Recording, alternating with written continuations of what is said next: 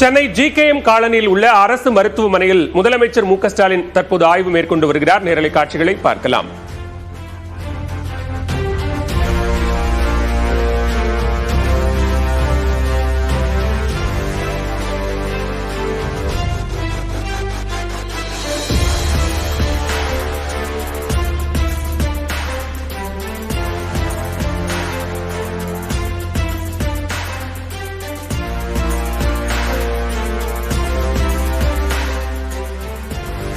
பெஞ்சல் புயல் காரணமாக சென்னையில் ஏற்பட்ட மழை வெள்ள பாதிப்புகள் குறித்து தொடர்ந்து முதலமைச்சர் மு க ஸ்டாலின் ஆய்வு மேற்கொண்டு வருகிறார். நேற்றைய தினமும் கட்டுப்பாட்டு அறை, அரசு மருத்துவமனைகள் உள்ளிட்ட பல்வேறு இடங்களில் ஆய்வு மேற்கொண்ட முதலமைச்சர் இன்றும் தன்னுடைய ஆய்வு பணிகளை தொடர்ந்து வருகிறார். அந்த வகையில் சென்னை கொளத்தூர் தொகுதிக்குட்பட்ட பல்வேறு இடங்களில் ஆய்வு மேற்கொண்டு வரக்கூடிய முதலமைச்சர் ஜிகேஎம் காலனி பகுதியில் உள்ள அரசு மருத்துவமனையில் ஆய்வு மேற்கொண்டு வருகிறார். அங்கு சிகிச்சை பெற்று வரக்கூடிய நோயாளிகளிடம் நலம் விசாரித்து முதலமைச்சர் பேசி வரக்கூடிய காட்சிகளையும் நேரலையில் பார்க்கிறோம்.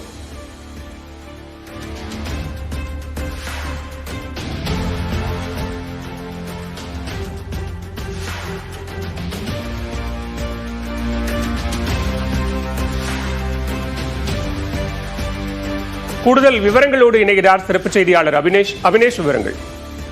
பலவேல் இன்று தமிழ்நாடு முதலமைச்சர் மு க ஸ்டாலின் கொளத்தூர் சட்டப்பேரவை தொகுதிக்குட்பட்ட பல்வேறு இடங்களில இந்த மழை பாதிப்புகள் குறித்து நேரில் ஆய்வு மேற்கொண்டு வருகிறார்.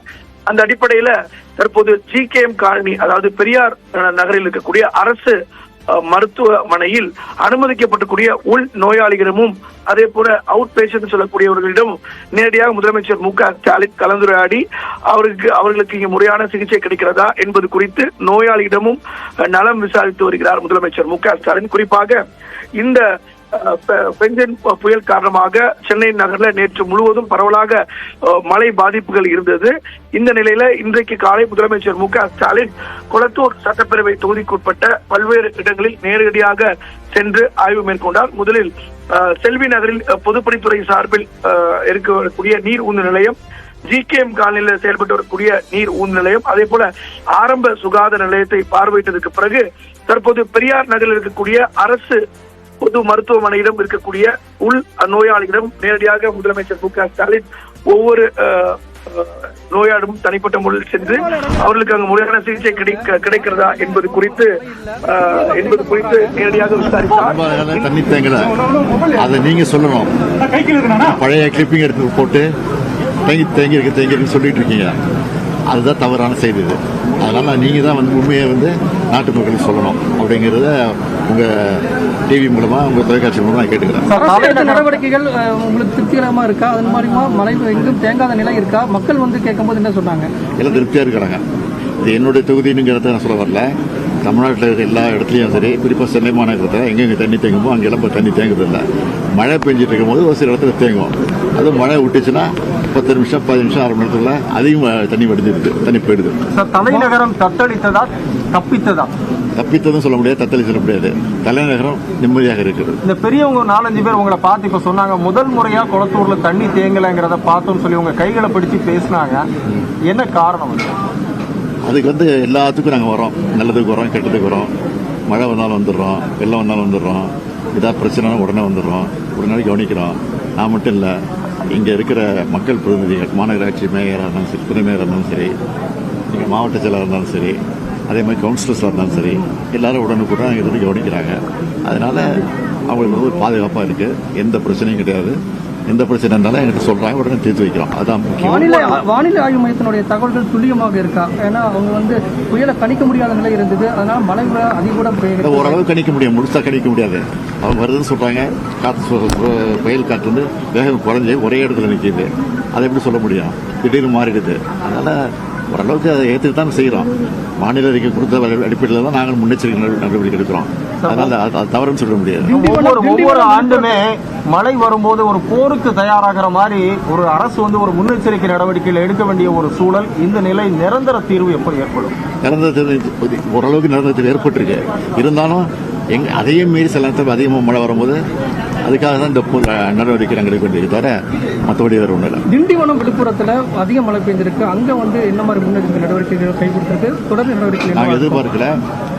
விழுப்புரத்துலேயும் திண்டிவனம், மயிலம், மரக்காணம் அந்த பகுதியில் அதிகமாக மழை பெஞ்சிருக்கு. கிட்டத்தட்ட 60 சென்டிமீட்டர் வரையும் மழை பெஞ்சிருக்கு சொல்கிறாங்க. அதுக்காக தான் உடனடியாக துணை முதலமைச்சர் வந்து அங்கே போயிட்டுருக்காரு. ஏற்கனவே வந்து பொன்முடி அங்கே இருந்து இந்த மாவட்டத்துடைய அமைச்சராக இருக்கிறதுனால அவர் வந்து பணியை கவனிச்சுட்டு இருக்கிறாரு. இன்னும் பல பணிகளை செய்ய வேணுங்கிறதுக்காக மின்சாரம் வந்து அங்கே பல 2-3 நாட்களாக தடைப்பட்டு போயிருக்கு. ஆனால் மின்துறை அமைச்சர் அனுப்பிச்சி வச்சிருக்கிறேன். அப்புறம் போக்குவரத்துறை அமைச்சர் அங்கே போயிருக்கிறாரு. முக்கியமான அதிகாரிகள், சீனியர்ஸ் அதிகாரிகள், இப்போ பேடி இருக்கார்ல, அவர் மாதிரி அங்கே ஏற்கனவே இருந்து கலெக்டராக இருந்த கடலூர் கலெக்டராக இருந்தவர். அதனால் அவரையும் அனுப்பிச்சி வச்சிருக்கிறோம். அது மட்டும் இல்லை, பல அதிகாரிகள் அங்கே போயிருக்கிறாங்க. அங்கே இருந்து பணிகளை இருந்து முடிச்சுட்டு வர சார். இவ்வளவு பணிகள் நடந்தும் கூட எதிர்க்கட்சி தலைவர் குற்றச்சாட்டு வைக்கிறாரு. அவருக்கு வந்து குற்றச்சாட்டு வைக்கிறதே வேற போச்சு. அதை பற்றி நாங்கள் கவலைப்படலாம். பல தடவை சொல்லிட்டேன், எங்கள் வேலை நாங்கள் செஞ்சுட்டு இருக்கோம். எங்களை பொறுத்த வரைக்கும் ஏதோ ஓட்டு போட்டவங்களுக்கு மட்டும் இல்லை, ஓட்டு போடாதவங்களும் சேர்த்து தான் பணியில் செஞ்சுட்டு இருக்கிறோம். அதுதான் எங்களுடைய குறிக்கோள், அதுதான் எங்களுடைய கொள்கை. அதுக்கெல்லாம் பதில் சொல்ல வேண்டிய அவசியமும் கிடையாது, தேவையும் இல்லை. நன்றி சார். வாழ்த்துக்கள். என்னடா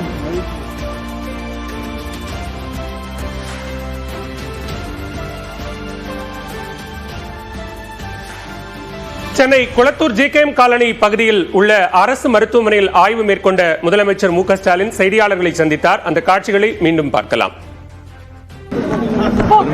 தண்ணி தேங்கல, அதை நீங்க சொல்லணும். பழைய கிளிப்பிங் எடுத்து போட்டு தேங்கி இருக்கு சொல்லிட்டு இருக்கீங்க. அதுதான் தவறான செய்தி இது. அதனால நீங்க தான் வந்து உண்மையை வந்து நாட்டு மக்களுக்கு சொல்லணும் அப்படிங்கறத உங்க டிவி மூலமா, உங்க தொலைக்காட்சி மூலமா நான் கேட்டுக்கிறேன். நடவடிக்கைகள் உங்களுக்கு திருப்திகரமா இருக்கா? அது மாதிரிமா மழை எங்கும் தேங்காத நிலை இருக்கா? மக்கள் வந்து கேட்கும்போது என்ன சொன்னாங்க? எல்லாம் திருப்தியா இருக்கிறாங்க. இது என்னுடைய தொகுதிங்கிறத நான் சொல்ல வரல. தமிழ்நாட்டில் இருக்கிற எல்லா இடத்துலையும் சரி, குறிப்பாக சென்னை மாநகரத்தில் எங்கெங்கே தண்ணி தேங்குமோ அங்கெல்லாம் இப்போ தண்ணி தேங்குறது இல்லை. மழை பெஞ்சிட்டு இருக்கும் போது ஒரு சில இடத்துல தேங்கும். அதுவும் மழை விட்டுச்சுன்னா 10 நிமிஷம் 15 நிமிஷம் 1/2 மணி நேரத்தில் அதிகம் தண்ணி வடிஞ்சிருது, தண்ணி போயிடுது. தலைநகரம் தத்தளித்ததா தப்பித்ததா? தப்பித்ததும் சொல்ல முடியாது, தத்தளி சொல்ல முடியாது. தலைநகரம் நிம்மதியாக இருக்குது. இந்த பெரியவங்க 4-5 பேர் உங்களை பார்த்து இப்ப சொன்னாங்க, முதல் முறையா குளத்தூர்ல தண்ணி தேங்கலைங்கிறத பார்த்தோம்னு சொல்லி உங்க கைகளை பிடிச்சு பேசினாங்க. என்ன காரணம்? அதுக்கு வந்து எல்லாத்துக்கும் நாங்கள் வரோம். நல்லதுக்கு வரோம், கெட்டதுக்கு வரோம். மழை வந்தாலும் வந்துடுறோம், வெள்ளம் வந்தாலும் வந்துடுறோம். ஏதாவது பிரச்சனைனா உடனே வந்துடுறோம், உடனே கவனிக்கிறோம். நான் மட்டும் இல்லை, இங்கே இருக்கிற மக்கள் பிரதிநிதிகள், மாநகராட்சி மேயராக இருந்தாலும் சரி, துணை மேயராக இருந்தாலும் சரி, இங்கே மாவட்ட செயலாளராக இருந்தாலும் சரி, அதே மாதிரி கவுன்சிலர்ஸாக இருந்தாலும் சரி, எல்லாரும் உடனுக்குடன் இருந்து கவனிக்கிறாங்க. அதனால அவங்களுக்கு வந்து பாதுகாப்பாக இருக்குது. எந்த பிரச்சனையும் கிடையாது. எந்த பிரச்சனை இருந்தாலும் என்கிட்ட சொல்றாங்க, உடனே தீர்த்து வைக்கிறோம். அதான் முக்கியம். வானிலை ஆய்வு மையத்தினுடைய தகவல்கள் துல்லியமாக இருக்கா? ஏன்னா அவங்க வந்து புயலை கணிக்க முடியாத நிலை இருந்தது. அதனால மழை அதிக ஓரளவு கணிக்க முடியும், முழுசா கணிக்க முடியாது. அவங்க வருதுன்னு சொல்றாங்க, காற்று புயல் காற்று வந்து வேகம் குறைஞ்சி ஒரே இடத்துல நிற்கிது. அதை எப்படி சொல்ல முடியும்? திடீர்னு மாறிடுது. அதனால ஓரளவுக்கு அதை ஏற்றுக்கு தான் செய்கிறோம். மாநில அறிக்கை கொடுத்த அடிப்படையில் தான் நாங்கள் முன்னெச்சரிக்கை நடவடிக்கை எடுக்கிறோம். அதனால அது தவறுன்னு சொல்ல முடியாது.